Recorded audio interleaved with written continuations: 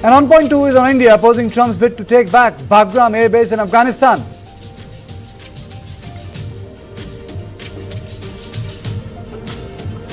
On point three is on an Indian man detained in Ukraine while allegedly fighting for the Russian army.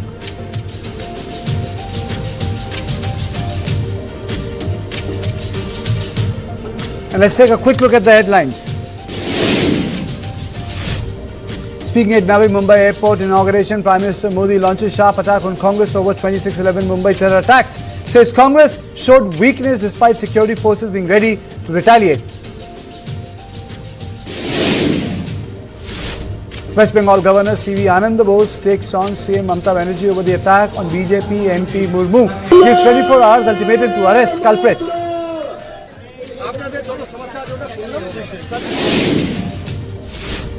TVK approaches the Supreme Court for independent probe into the Karur stampede. Vijay seeks permission to visit stampede victims.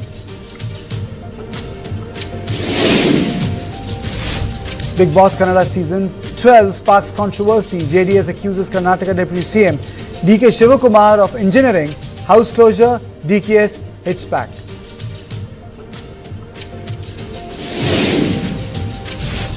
Huge setback for actor Shilpa Shetty and husband Raj Kundra. Bombay High Court asked couple to deposit rupees 60 crore before travelling abroad.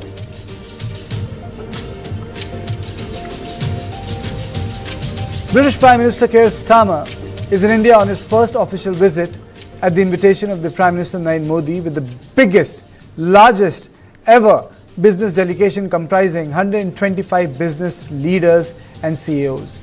The two leaders will meet in Mumbai on October 9th. The visit reciprocates Prime Minister Modi's July 2025 visit to London, which saw the signing of the landmark Comprehensive Economic and Trade Agreement. Starmer's state visit will signify an uptick in India-UK economic cooperation at a time when global geopolitics and trade face unprecedented disruptions. The India-UK relationship is robust and mutually beneficial. In May this year, it was elevated to a new level when the two PMs announced the conclusion of the India-UK FTA and double contribution convention. During PM's visit to UK in July, a comprehensive economic and trade agreement, the Vision 2035 document, as well as the new defence industrial roadmap were finalised. The India-UK FTA brings together the world's fifth and the sixth largest economies. The bilateral trade in goods is around, in United States dollars, 23 billion, while the trade in services is around $33 billion. Total bilateral trade has already reached $56 billion, with a target to double this by 2030. Indian and British companies employ more than 650,000 people in each other's countries. In greater market access for Indian exporters, India-UK agreement provides duty-free access to approximately 99% of Indian exports by value. This supports MSMEs and boosts jobs. The strong Indian diaspora also works like a living bridge between the two countries. The Indian diaspora forms about 2.6% of the UK population.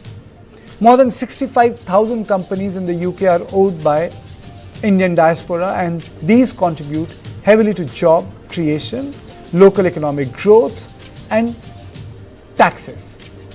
The FTA is expected to give Indian businesses more competitive market access in focus sectors like textiles, leather, footwear, sports, toys, gems, jewelry, engineering goods, auto parts, and engines. A broad spectrum of activities are taking place to bolster India-UK defence cooperation. These include joint military exercises, port calls, defence technological cooperation, promoting Make in India, subject matter expert exchanges for exchange of best practices, defence education, and defence procurement. A defence industrial roadmap for collaboration in co-design, co-development, and co-production of defence products is expected to meet the growing demand in both countries as well as cater to the world market. A key area the two countries are working towards is developing jet engines. I'm joined by Ambassador Veena Sikri, former Indian diplomat, Jain Das Gupta, former Ambassador to WTO, and Professor Scott Lucas, Professor International Politics, Clinton Institute, University College of Dublin. Let me straight away go to Ambassador Das Gupta. So, what is the strategic importance of this visit? I think this visit is extremely important. It has Prime Minister Starmer is leading the largest ever British delegation comprising a host of sectors of businesses, and important amongst them being fintech, defense, electronics, pharma, and a few other sectors. So in all these sectors, I think that India is looking forward to greater cooperation and greater trade flows between the two countries. At the moment, the bilateral goods trade is only at about $23 billion, with the services topping it by notching up $33 billion. But it is likely to grow very fast over the next few years once the FTA or EFTA, as it has been termed, comes into force. So it is important for more than one reason. If it is taken as a standalone agreement, it is the first, so to say, apart from Japan, Korea, and a smaller one with Australia, which India has signed with a developed country. And it is a harbinger of the larger India-EU FTA that is in the offing and which is likely to get harvested by December this year. Okay. So this is testing the waters in a way, but it is also a bold initiative on the part of India to give up a lot of its earlier inhibitions and protectionist policies by opening up the market in a big way to a developed country. Of course, all said and done, Britain doesn't have that much of a manufacturing industry any longer. So the threat perception from the side of India was much less than it would be when it opens up to the EU, especially in terms of automotive sector, electronics. Sir, I'll come back to that because the debate, the conversation has been divided into three parts. So the second part is because though it's adjacent but equally important. The Trump's America's first nationalism has made Europe uneasy. A lot of developments are taking place in context of what Trump has done in America. Trump continues to talk about his very good relationship with China and his friendship with Xi Jinping. American economist C. Fred Bergsten first floated the idea of G2, an informal grouping made of the United States and People's Republic of China. So my question is, does Trump wants to revive a new G2 with closer ties between Washington and Beijing? So Ambassador Sikri, on this, all these bilaterals are happening in the wake of what Trump is doing. But in the larger context, is Trump pursuing G2 simply? Is it all boiling down to this? Thank you, Kartik. I'm very glad you raised this issue of the G2 because in my view, this seems to be the only reason why President Trump is throwing every other country under the bus. Not only India, but his closest ally, UK. Look at the EPD, Economic Prosperity Deal, that has been concluded between US and UK. There are a lot of gaps in it. It's not a complete agreement by any means. And UK is still subject to a large amount of tariffs with which they are very uncomfortable. And also they're expected to invest a large amount in the US, which of course is not so easy either. Similarly, countries like Japan, USA is expecting a $650 billion investment from Japan in USA. South Korea, all these countries are going to have to pay tariffs plus this investment. The only country that has escaped from this is China. Of course, they had a bout of one bigger tariff than the other, but then it came down to a reasonable amount and now it's in abeyance. And President Trump has talked very often of this big, beautiful deal that he wants to conclude with China. And we see that with China, all things that China is interested in, President Trump has given in to China. Let us say, for example, even the very subdued approach to the Indo-Pacific. The issue of maritime security was such a big one earlier under President Biden and under President Trump in his first term, but now it is absolutely not anywhere as high on the list of priorities as it was earlier. And we know that the one country that was very uncomfortable with Quad and maritime security was China. So I think that in the interest of this G2 that President Trump seems to be very keen on, and China is holding out on it. Of course, they are trying to get a better and better bargain. But really, it's something that should worry all of us, because it's something that really is not going to be acceptable to many countries in the world. Japan, South Korea, India. We all believe in multipolarity. We all believe in free trade, and we all believe that there should be an open trading system. So I think this is something that we should be considering much clearly. And I think that that Prime Minister Keir Starmer's visit to India should be seen in this light, because Prime Minister Keir Starmer is seeing through his visit to India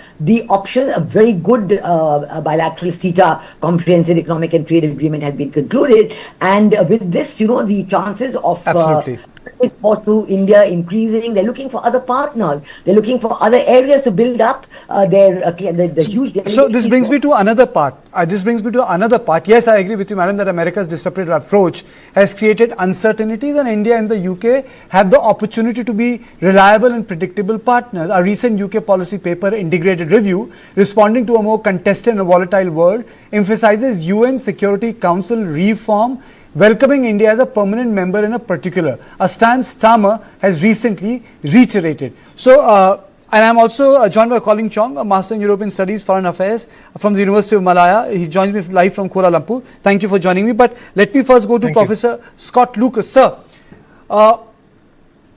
India and UK they have a colonial past. We have a deep historical connection with them. They ruled over the subcontinent, but we never enjoyed a strategic relationship.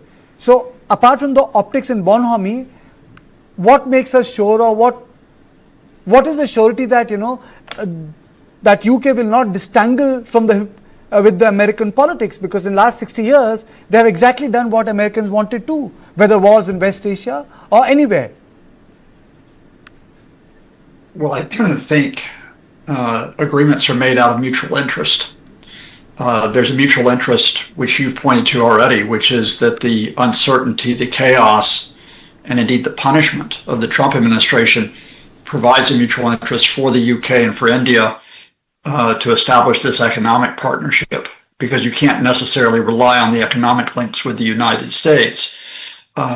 This could develop strategically. I think that's further down the road, depending not only on where the UK goes, but on where other European powers go, where other Asian powers go. But I think the mutual interest, and why you put the US off a little bit to the side here, is because there's also other concerns here. For the UK, let's be honest here, it's because of the economic damage of Brexit. Because the UK has cut itself off from Brexit, especially from its largest market, the European Union, because it has struggled to replace that. It certainly is not going to get a trade deal with the United States.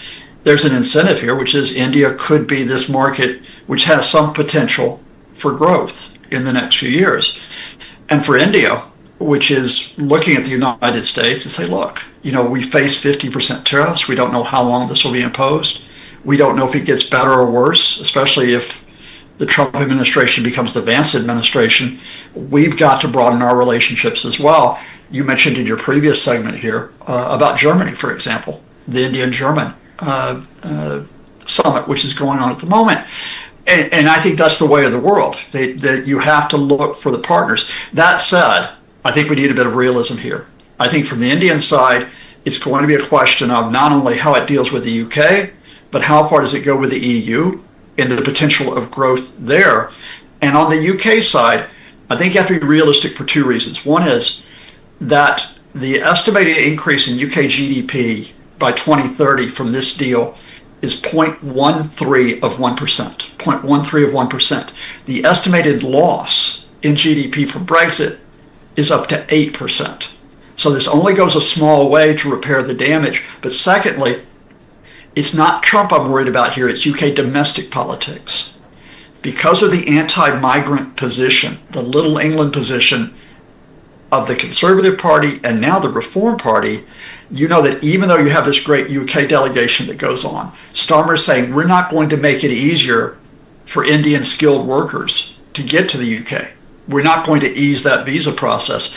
And even though he's bringing all these university administrators across, he's saying that doesn't mean we want more Indian students to come to the United Kingdom. We might want UK universities to open up in India. Now, in Ireland, that makes me happy because those Indian students can come work with me, but I don't think it's good for the future of the UK in terms of where its domestic politics are going, even as we look at where the economic potential is here. Absolutely, Professor. Colin, but the larger issue remains that we have a trade deficit with China. We had a beneficial aspect of trade with the United States of America. That remains unresolved. Do you think that these, if I may use the word, little bilaterals, because UK is not a big, great economy anymore, will make up for the larger issue which we are dealing with, a deficit with China and what we have earned in context of trade with the United States of America? Those are pending issues, unresolved, untouched.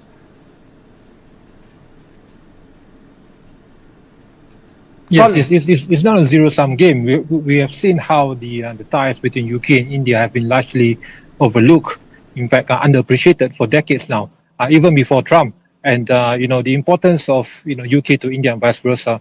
We have seen also how UK is in need of a different economic friendshoring options apart from the EU now with this post-Brexit capacities and the new realities facing the UK now. And for India, of course, they are looking to expand the options available apart from, of course, US and Russia to a certain extent. And of course, we have seen how, across the different spectrum of cooperation, from technological ties to this new, critical minerals, energy and food security, supply chain resilience. But most importantly, it will be on the areas of defense and security. We have seen how the inclusion of UK to stabilize the region, to enhance the presence of the UK in the Indian Ocean region, of course, also is being seen as a signal, as a message, primarily to China. So I foresee that it's not really much of a message to Trump. We have seen how the resilience of ties of Washington and New Delhi and of Washington and London have been enduring even under Trump now.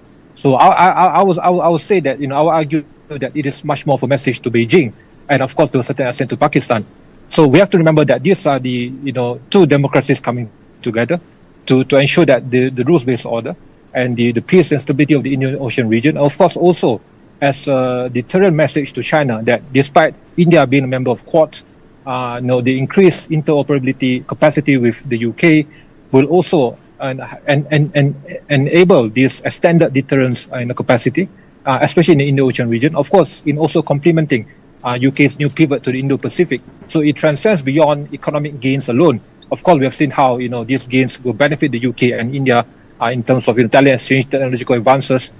But I will see that from the lenses of defense and security, this will be the ultimate, this much needed enhancement of ties that have been overlooked for years now.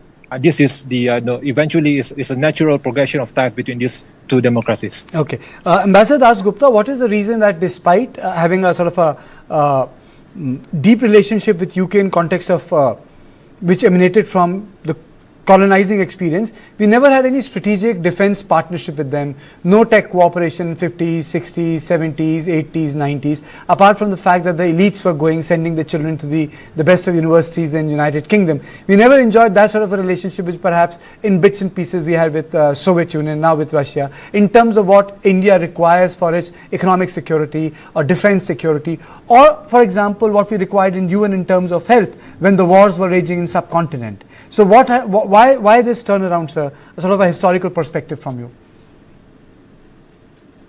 I think the UK after the war, it went into a decline in terms of its economy, its leading position in science and technology, its ability to send capital across borders to other countries and invest.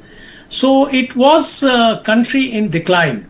And that is why, if you look at the 50s, the UK was not in a position to provide cutting edge technology in any area to India.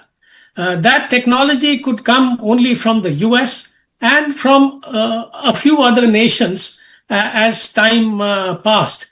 The other point I wanted to mention is that, even if you look at, for instance, our collaboration in pharmaceuticals. India was in dire need of producing antibiotics and other essential medicines in India in the 50s. And the British had a lot of leading, of course, private companies, and the US, and so did Switzerland and France.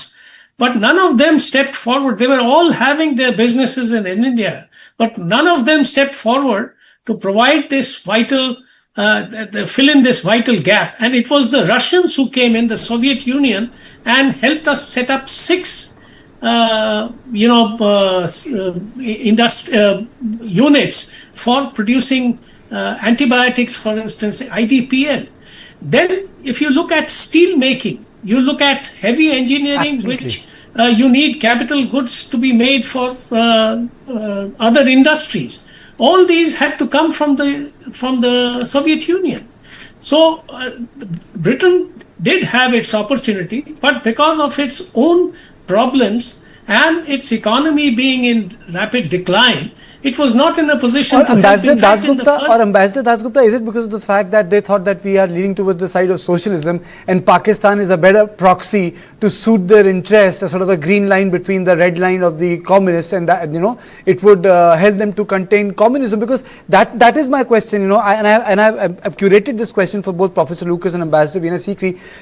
The same tendency is being reflected by the United States of America. The United States of America today is actually standing in front of a completely different system of governance, a different system of protection, which is totalitarian in nature, which challenges American values, and America still wants to do business with them. We shared same cultural values, democracy, liberty, fraternity, parliament, constitution with UK, but they never helped us. So, madam, what is this fascination, I will not use the West, but of the UK or America, to have truck in with people who are completely opposed to the civilizational values, like China, a complete totalitarian state, a complete imagination, a different imagination of capitalism, a complete different imagination of individual liberty, rights of smaller countries, no sense of partnership, but they still want to have a truck with them.